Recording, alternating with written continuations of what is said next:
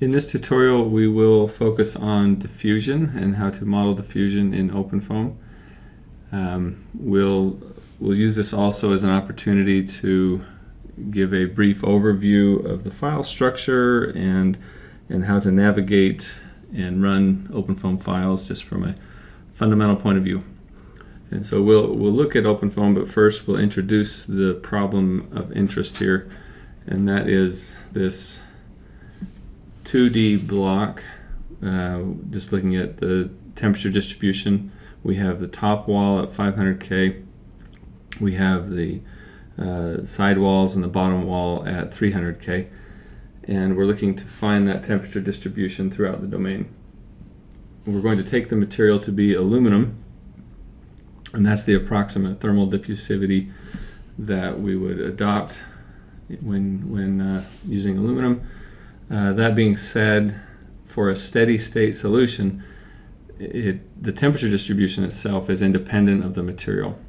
It's only dependent on those boundary conditions. Now, the heat transfer going in or out of each of those four surfaces is going to be very much dependent on the material that we choose. But for what we're looking at right now, the temperature distribution, we just care about the boundaries and their temperatures. But we will need to input something into openFoam, and so we'll take the number shown here on the screen for that thermal diffusivity. The differential equation of interest for us here is what's shown in this expression here. This is basically the Laplacian operator of my temperature, and so this is a shorthand notation here of what you're looking at in Cartesian coordinates here, but this could also be in cylindrical coordinates or spherical coordinates. I want to highlight that because when we go and find the solver that we are going to target for this problem, it happens to be called the Laplacian solver. And so it's because of this differential equation here in the form of that differential equation, and that's why we go for that solver. And so that's just kind of a side note. When you're dealing with openFoam, the first question you need to ask yourself is, what is the differential equation I'm trying to solve?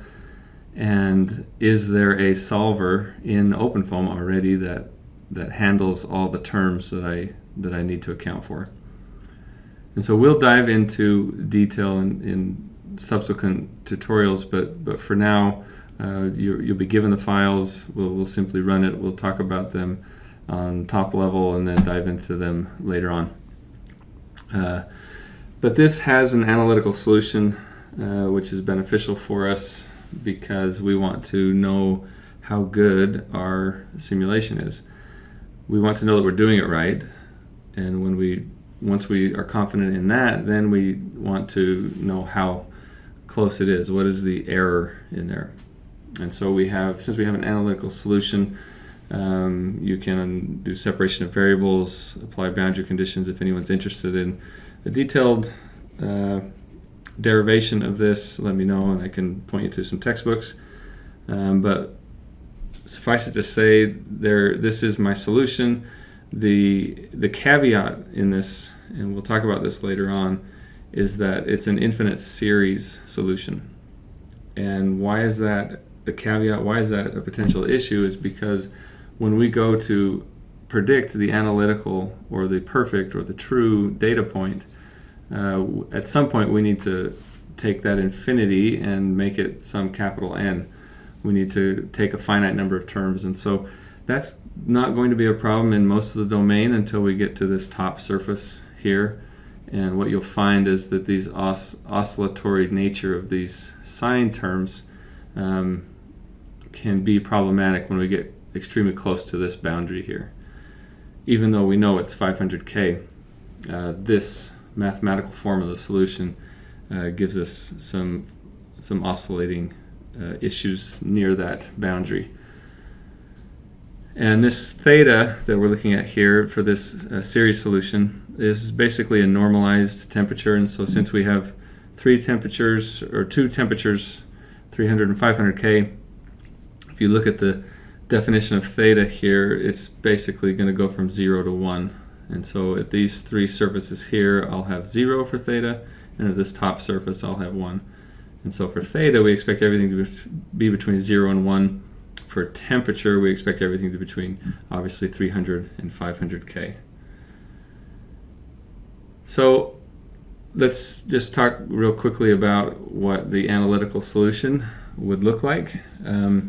We can calculate these contours, as you see here on the left. We can take line traces, and that's what we're showing here on the right. And for this example, we are going to look at two specific line traces. One, a vertical line trace through the center, so x equals 0.05.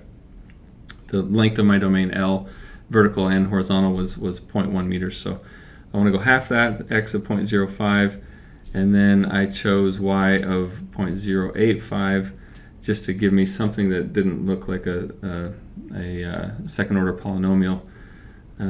Something that would be more difficult to capture. So I went up to somewhat an arbitrary location, 0.085. So 85% of the length of the domain towards the top surface. So that's the analytical solution. This is the problem. Let's go to openFoam, and you have supplied for you, you have a diffusion set of files. You got a 0 folder, you have a constant folder, and you got a system folder. So this is what it looks like in your standard Windows Explorer type environment. And when we go to the Ubuntu, actually let's back up a minute. When you go to Ubuntu, if you have openFoam properly installed, you should be able to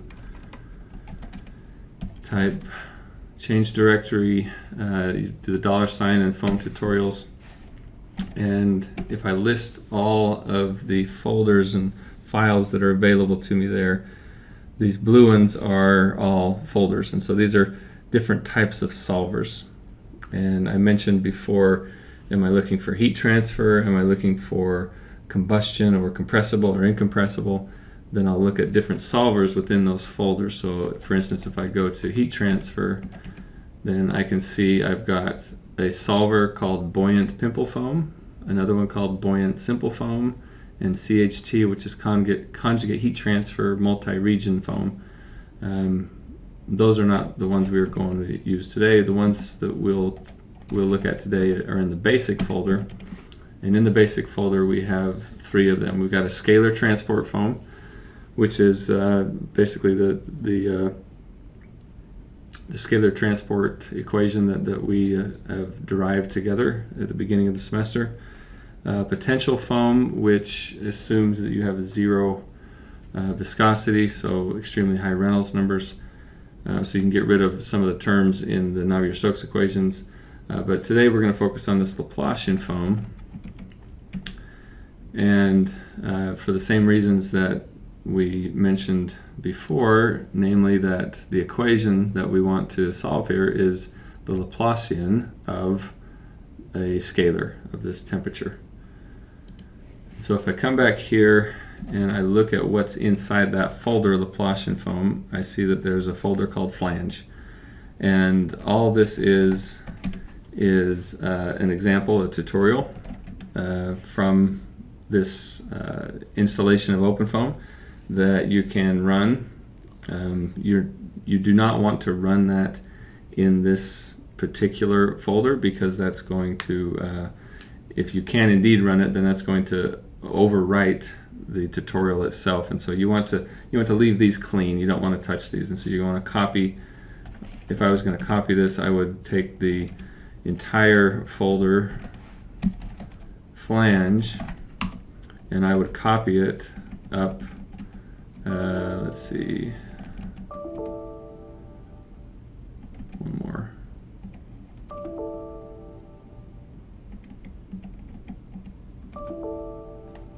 Okay. If you keep going up a directory and eventually you'll find something that looks like this, and you go to this and find your folder there, or your directory. You're like, we'll have the C drive. For me, it's my D drive that has the data that I want to look at here. And so I can simply just dump it there. And then if I open up another window of Ubuntu and I go to that location, then you see I've got this folder called Flange now.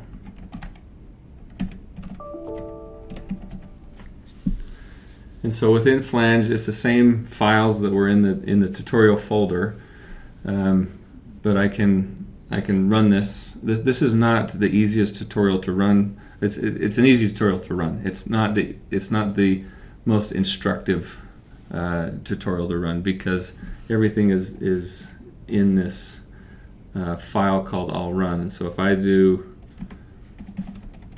all run, then it's going to go through a series of commands and do everything for me.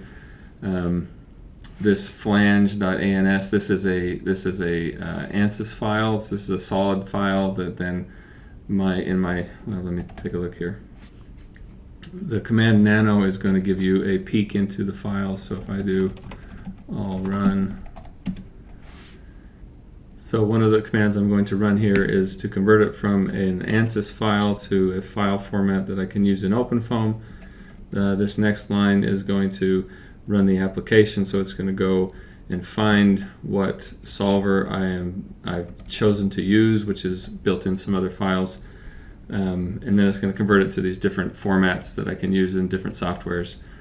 And so this is, I mean, it's nice to have this, but at the same time, we're not gonna be able to learn some of the fundamentals from this. And so what I've done is I've taken a different set of files and I've provided those to you in the spirit of creating a tutorial that is very simple, very straightforward, one that we have an analytical solution to. So this flange is a somewhat complex solid model, and we have different boundary conditions here and there.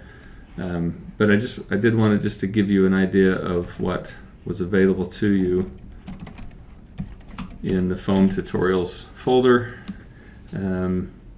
We will be dealing with an incompressible solver here soon, but for now, if you look at the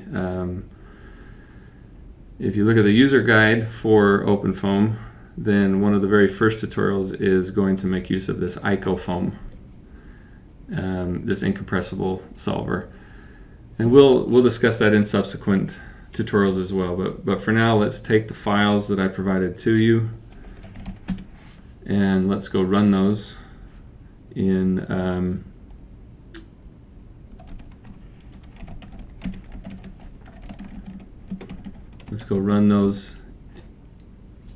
in the folder where we have them downloaded.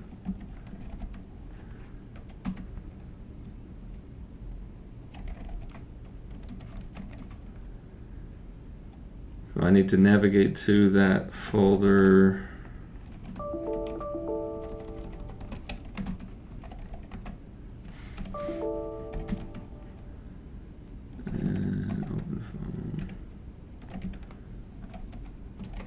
And I have my own tutorials here. Okay, and if I go to my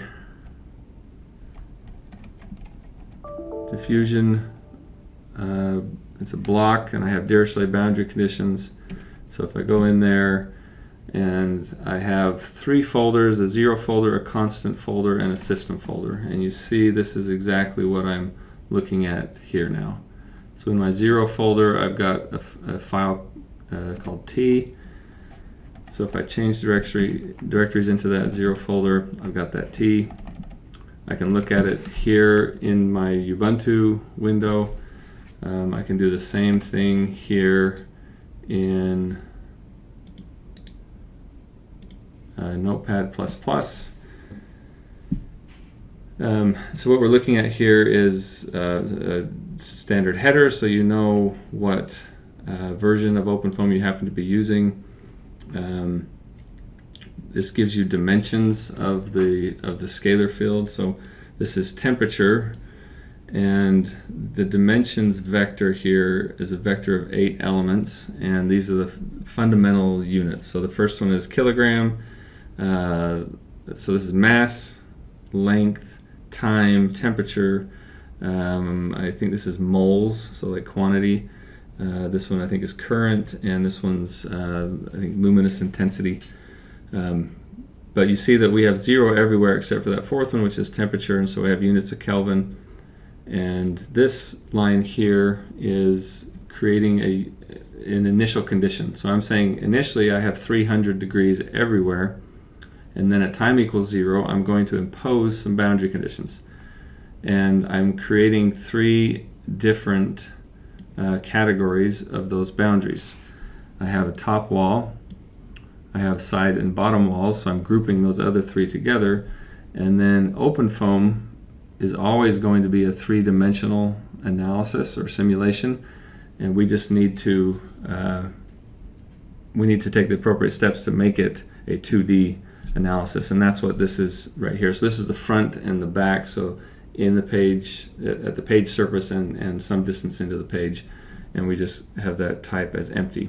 And so I've got Dirichlet boundary conditions. I have fixed values at each of these. The top one is 500 and the rest of them are 300. And so that's what this file is doing. It's giving my initial field. So this could be something that is non-uniform, right? If I had some distribution that I wanted to start with, for example, then this would be a long string of lines that represent cell by cell value of all the temperatures. But for the intents and purposes of what we're trying to do here, we can just say everything initially is at 300, and we don't have to choose 300. We could change this to 400 or 200. But openFoam is going to do time stepping, and we're just going to make sure that we only record the data and save the data at sufficiently long time steps, because all we care about is the steady state result. Okay, so that's the temperature.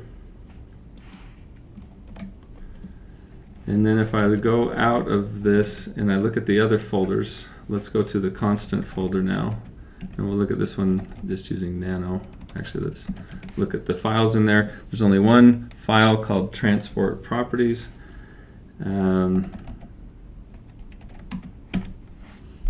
I've got my header, and there's really only one line down here, and you see that I have a parameter in there called dt, and this is my thermal diffusivity, that alpha, and it has units of no mass raised to the second power in length, and then to the -1 in seconds. And so this is meters squared per second, which are the units that you expect for thermal diffusivity.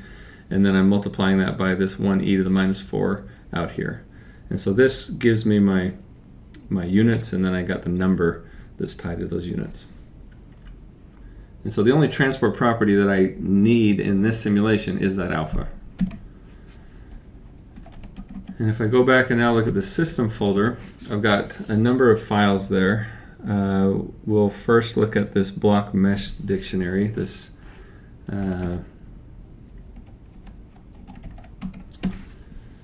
one here. And so you've got the standard header, and then you've got this line here, which is telling me the conversion to meters. And so every time I see a 1 down here, I'm going to be multiplying that by 0.1.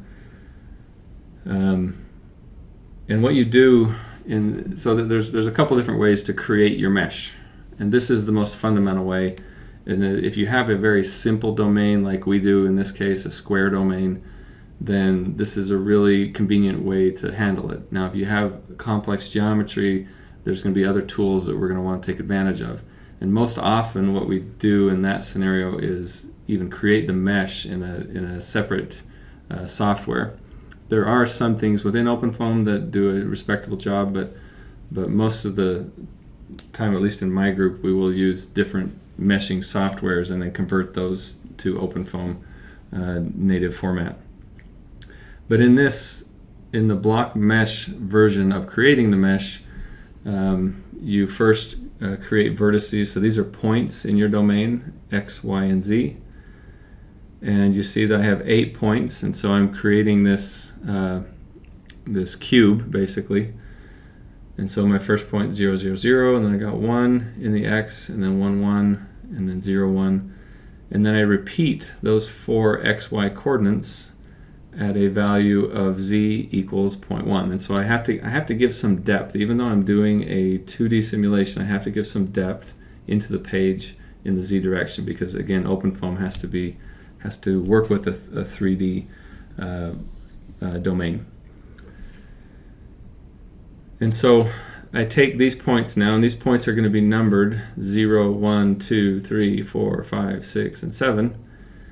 And I create blocks with these. And in this case, I'm just going to create one block. And the way that the block is defined, we'll go into more detail in subsequent tutorials. But what's going on here is I'm tracing out. I'm doing 0, 1, 2, 3. That's going to be a clockwise rotation around one of the surfaces at z equals 0. And then I'm going to trace out the other 4 points at z equals 0.1. And so the ordering of these numbers actually makes a difference. And again, we'll focus on that later. But this is where I create my mesh. I'm going to do a simple grading, and this 1, 1, 1 means that it's going to be uniform in both the x, in all 3 directions, x, y, and z. I only have one element in my z direction because again, I want to do a 2D simulation. And so in this scenario, I'm splitting the x into 40, the y into 40, and the z into 1. You know, if I did 0.5 here, then what that would do is give me 40 elements and then change the grading so that my last one is half as big as my first one. That's what that 0.5 does. So I create a block, and then once I create the block and edges, and now it's time for me to define which of those surfaces. I've got a cube now, a 3-dimensional cube-like structure, but it's very short in the z direction. But I have 6 sides to it. And so I need to tell openFoam which of those sides, which of the points define different surfaces, different boundaries. And so I've got my top wall, and I need to be consistent with whatever I name it here. If you remember in the T file, in the temperature file, that initial condition, I defined temperature at the top wall, at the side bottom walls, and in front and back. And so those are my boundary conditions, and I need to make sure that I'm calling out exactly the same group of surfaces in the different boundaries. And so if I look at the numbering of my points, 3, 7, 6, 2, if I look at this cube and I take the 0, 1, 2, 3, and the 7th, and then the 6th, and then the second point in that list of 8, from 0 to 7, then I'm going to map out that top wall. And likewise, my side and bottom walls, I've got 3 such surfaces, and these are the data points for that. And then my front and back, which is the surface on the page and then the surface just into the page, are defined by these points that I originally are including in this list of vertices. Okay, so that's the block mesh dictionary file, and the rest of these are going to tell me what kind of numerical schemes I want to run. Let's take a look at the control dictionary file. This is telling me that I'm going to use the solver. If you remember when we looked at application in the original tutorial for this Laplacian foam, it's going to be Laplacian foam as the application. As soon as I say that, it's now dictating what differential equation I'm solving, and so I want to be consistent with what I'm trying to do at the beginning of all this, with my solver. And so I am in this case because it is the Laplacian of some scalar, in this case temperature. And these other lines are going to tell me the time stepping information. So if I run it and then I try to run it some more, then this line tells me I'm just going to start from whatever my most recent time is and then start stepping again from there. I'm going to start, if there's nothing there, I'm going to start from 0, and I'm going to end at a time of 100 seconds. And I want a delta t of 0.05. And I want to save the data. This is going to be 40 by 40 set of data. I want to save that every 25 seconds. And so I'm going to end up having my 0, my initial one, and then 25, 50, 75, and 100. So after I run this, I should have 5 folders that represent each of the time stamps. And then I can change the precision if I want to, but we'll just leave these as is for now. And then in the finite volume schemes, this is going to tell me the schemes I'm going to employ for my time derivative. It's an Euler scheme.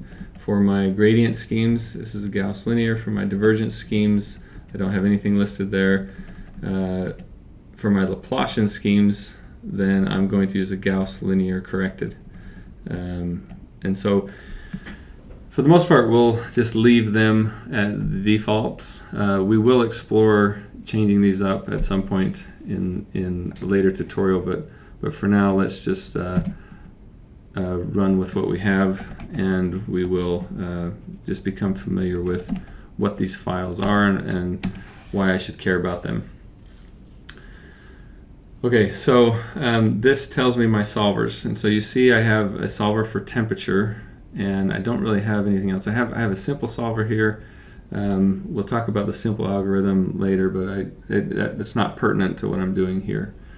But I've got a solver. So what we've done in class is the most simplest version of this, and that's the Gauss-Seidel. Very computationally inefficient. There's a whole host of other solvers, iterative solvers that we can employ here to make this work. The tolerance is similar to what we have talked about in terms of residuals. And then this is what's called a relative tolerance, and this becomes more important when you have some time stepping where things are starting to change quite drastically from time step to time step. And you don't want to be overly computationally costly if you don't need to. And this at a value of 0 will help you ensure that. So those are the files in that folder. So all I need to do is go back to the root directory of this example problem where I've got my 0 folder, constant folder, and system folder, and I have 2 things I need to do. I don't have a mesh right now. I have the file that I need in order to make the mesh, but I don't have the mesh. And so the first thing I do is type block mesh, and it goes through it. If it didn't work properly, it's going to give you a series of errors, and you're going to have to figure out what's wrong. But this looks like it did it just fine. I've got 1,600 cells. That's exactly what I expect, 40 by 40. This tells me how many faces I have, how many points I have, how many internal faces I have. And I've got 3 patches. I've got something called top wall, something called side bottom wall, something called front and back. So for example, if in my block mesh dictionary file, I had these patches named as top wall lowercase w, but then in my initial file for T, my temperature, I had top wall uppercase W, then it's going to give me an error, and this step that I just did here is not going to work. And so what have we done here? Now if we go back, we still have those same folders, but if I look in the constant folder, you see I have a whole new folder called polymesh. And if I look in there, I've got a number of files. And this is the openFoam native format that it's going to make use of when it then runs the solver. So I haven't run the solver yet. I haven't done anything besides create the mesh. that when I typed block mesh, that's what that step was doing. So now I have the mesh. And you're welcome to go in and look at these and familiarize yourself with those, but let's go back. Now I have my mesh, and now I just need to run the solver by typing it out, and then I hit openFoam, and it's going through all these different time steps, and it should be done here in just a minute. You see it's going, I had it step by 0.05 seconds, and so it's creating a new time step every 0.05 seconds. And if I look at my end time was 100, and so it stopped when I got to my end time. And if I look at my file structure now, I've got those extra folders like I expected. I've got the 0 folder, that's my initial condition, but I told it to save every 25 seconds, and so I've got a 25 folder, I've got a 50 folder, I've got a 75 folder, and a 100 folder. So now what we can do, in fact, a lot of times before you even run the solver, it's useful to go into ParaView and just look at the mesh, look at your solid, make sure things are looking like they should. We'll do that kind of in conjunction with the solution here. But I need to create a .foam file, and it doesn't really matter what you call it. This creates a file called foam.foam. And so I've got that in my file structure now, and if I go into ParaView and I go find that,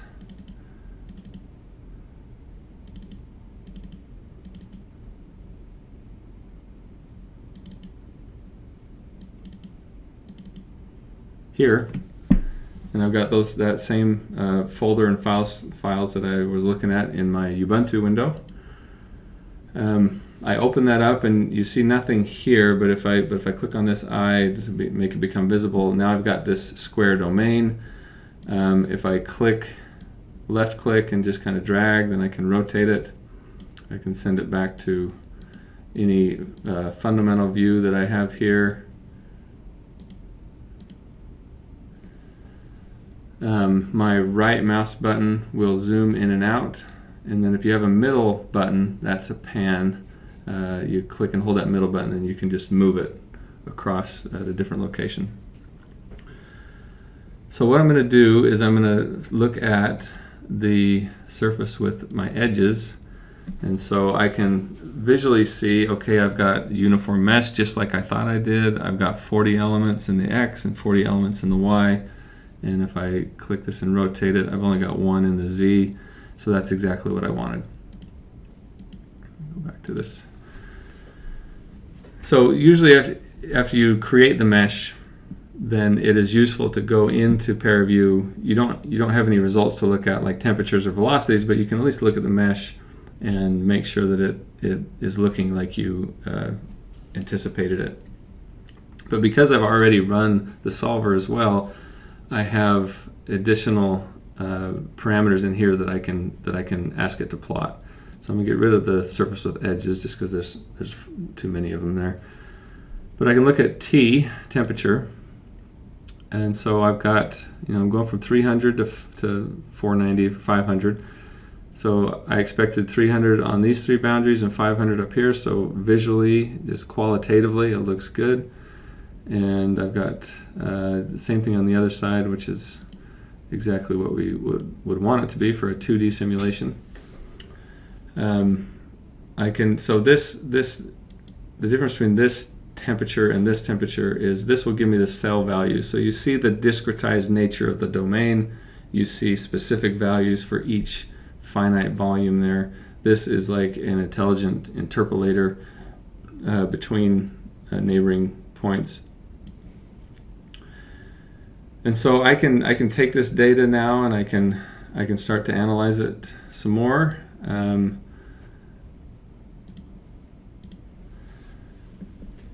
What you need to do in order for that to happen is start running what's called a filter. Nothing here is available to me. There's a whole host of filters. Data analysis is probably one of the more common ones that we'll use, but there are all sorts of filters there. In order to enable these are all filters here, by the way, too. This is like a filter little toolbar.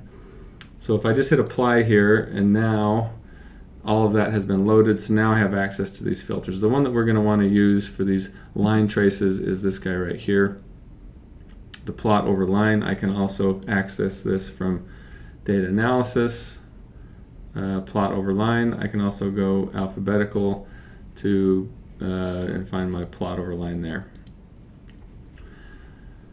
But I want to select this, and then I want to plot over line, and you see this little arrow here. This is giving me a starting point of 0, 0, 0 and an ending point of 0.1, 0.1, and 0.01. And so I can decide what I want to do, or I can just click one of these. This gives me the center x-axis. So if I click on x-axis, it looked like it went away, but in reality it's right. That's the starting point there, and it's hard to see that end point there, but let's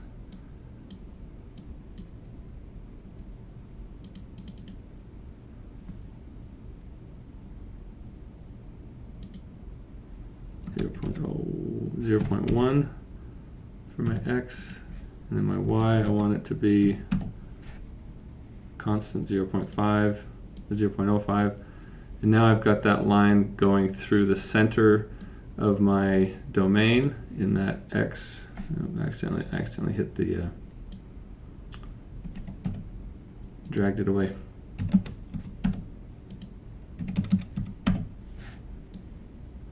So I've got that line now, and I can come in here and I can rename this. So I'm going to call this horizontal line. And this will be at, actually in those slides we had this not at 0.5, but 0.85.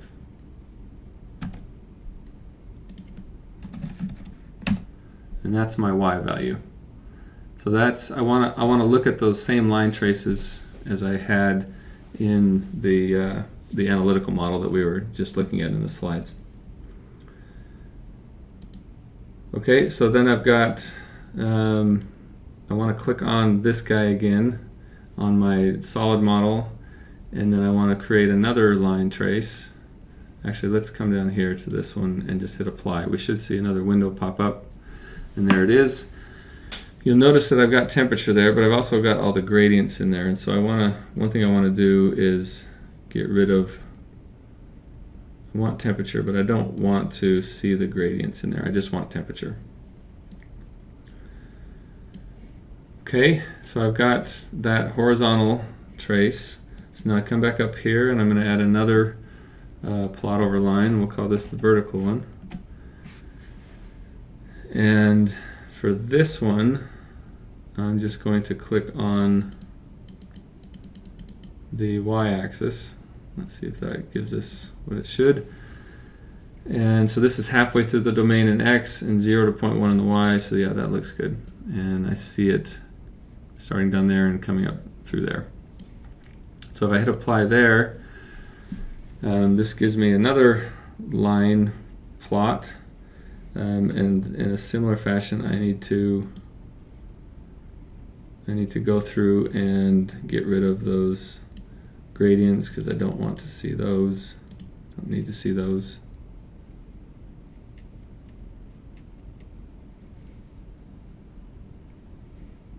Oh, that was back on my horizontal. I've got to go to the vertical and do this.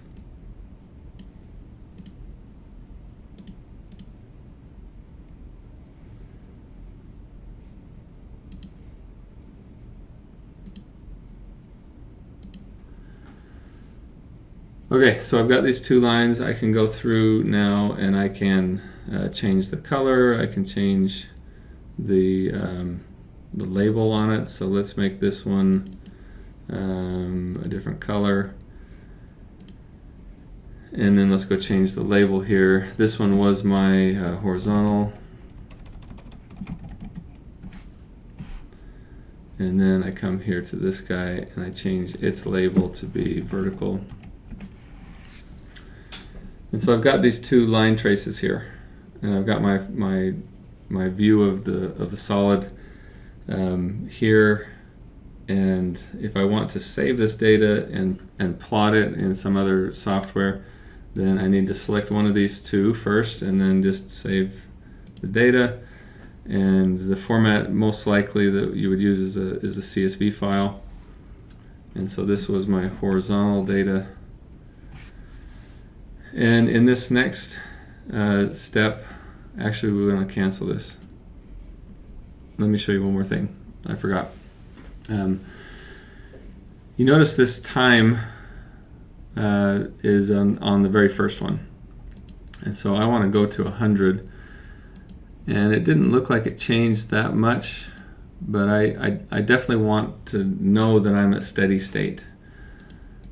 And so I want to go all the way to the end, whatever the last time step was, and now I want to go through in here and save it. If you have something that you're more interested in the transient aspect of it, then you're going to want to save this at a lot more frequent timestamps, and then you can actually play the movie. In this case, it's not doing anything. It doesn't look like it's doing anything. It is changing slightly between 25 and 100, but for completeness, we just want to go all the way to the last time step. Save the data. Save that as horizontal. And in here, if I wanted to save every time step that I have, all three of those folders, then it would save 4 separate CSV files. I only care about the one that is active right now, which is the last time step. I don't want to look at all these. I only want temperature, and I want the point data. And then I want to do the same thing over here, vertical. Save that data. We'll save that as vertical CSV. And same thing here. I want to get rid of all those except temperature, and precision of 5 is okay. So now we come back to here, and we've got these two CSV files. When we open those up, and I've got my X, my Y, and my Z, and then my temperature. And so for this horizontal one, the only thing that's changing is my X. So you see my Y and my Z all stay the same. And that's another thing, is by default it shows 1,000 data points across there. And you might be asking yourself, why are we able to do 1,000 when we only had 40 cells? And the answer to that is it has an intelligent interpolator inside of there that lets you dictate how many you have, or how many you want. But we can just go back here and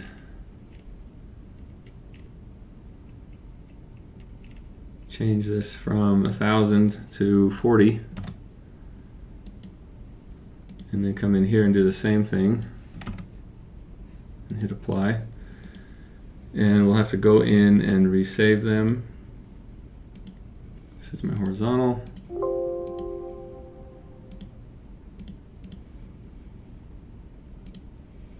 And then I do the same thing for my vertical.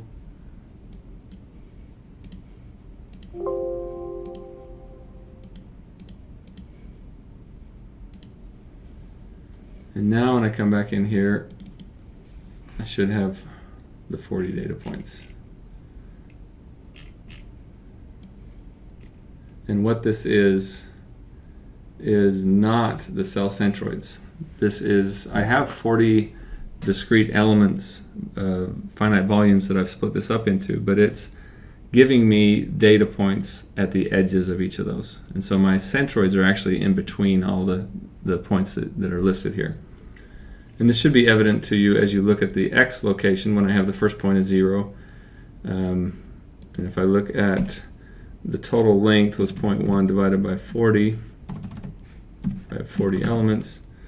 Then my first cell centroid should be at half of that, but my next data point is at exactly that. And so I'm looking at 0 and then delta x, 2 delta x, 3 delta x, instead of 0.5x, 1.5x, or delta x, 2.5 delta x, and so on. So anyway, this is what this is what that CSV file would look like. You can use this in Excel. You can use it in any plotting software of your choice. You could actually take the the data from the analytical model and import that into ParaView and then plot them together there. I wanted to just show you the result of that as we went through that with these 40 by 40 domain. This is what I get for my vertical trace and my horizontal trace. In ParaView, this is just a quick image of the full filled temperatures in that same domain, going from 300 to 500. Here's my traces there, and these are my traces there. They look qualitative, they look really close. And so you see the underlying data points is what I'm calling the quote-unquote true, which is my analytical solution. And my circles and my squares are the openFoam data. And so if we take a little deeper dive into that and ask ourselves, well, how close are we to that? Then this is the residual of that. And I take the simulation result, and from it I subtract the analytical model result. And so this is units of temperature. And recall that my temperatures are between 300 and 500. So I have something between negative 0.1 and 0.3 Kelvin difference between my simulation and my analytical result, with the exception of one data point out here. I'll talk about that in just a second, but this is 0.3 units in about 300 to 500 units, and so we're talking about 0.1%, and so we're very comfortable with the results here. This one at 0.7, what happens is with this infinite series, going back to the comment made earlier, the true analytical solution is perfect, but it also requires you to go to n equals infinity, which we can't do when we're trying to generate these data points. So we have to cut it off somewhere, and it's this surface, like I said before, this surface where the oscillatory nature here requires us to go to higher and higher terms in this infinite series. And so I had to cut it off somewhere. I think I cut it off at 120 or 180, something like maybe 280. But even with that many terms, the analytical solution should give us at y equals 0.1, it should give us exactly 500. And so there should be zero error there because we're forcing that in our numerical model too. But the short and long of it is that perfect solution is not perfect, because I have a finite number of terms that I'm approximating the infinite series solution from. So try to duplicate some of these things, play around with some of the settings. Look at you could even take a look at this plot and change your residuals, so change that iteration cutoff criteria, and see if that makes a difference here. Change the number of cells from 40 to 20 to 10 or to 120 or whatever, and see what happens to that error. You can see that my horizontal trace versus my vertical trace, if I exclude this last data point and I take these vectors now and I calculate the norm of them, so here's my L1 norm, my L2 norm, my L infinity norm. For that horizontal trace, these are the respective values of that norm in units of Kelvin. And so I have if I just sum up all the absolute values of each of all those, then I'm going to get 3 in the horizontal and 1 in the vertical. But you can see that I have a better I'm better able to capture the behavior from the vertical trace than I am in the horizontal trace. And we could do this for the entire domain, right? There's no limitation that restricts us to just take one horizontal and one vertical line trace to look at the error. We can do all 1,600 of those data points, 40 by 40. In this case, it'll be 41 by 41, so it'll be a little bit higher than that, but because it's the edges instead of the centroids. But suffice it to say that it all depends on what it is that we care about. So it could be that we care about the heat transfer in and out of surface on the side or the surface on the top. And so that's going to require us to do some additional post-processing to look at the temperature gradient right at the edge and to calculate that heat flux. And that's going to have some error at each location on the top wall, for instance. And so I could take the L1 norm or L2 norm or L infinity norm of that. It all depends on the problem and what it is that is most interesting to you. And so for this example, we're again focusing on just simple, and just getting openFoam running. We will discuss a lot of these files in more detail in subsequent tutorials. That concludes this tutorial on diffusion. We'll again look at this in more detail with some of the different settings in future tutorials. Thanks.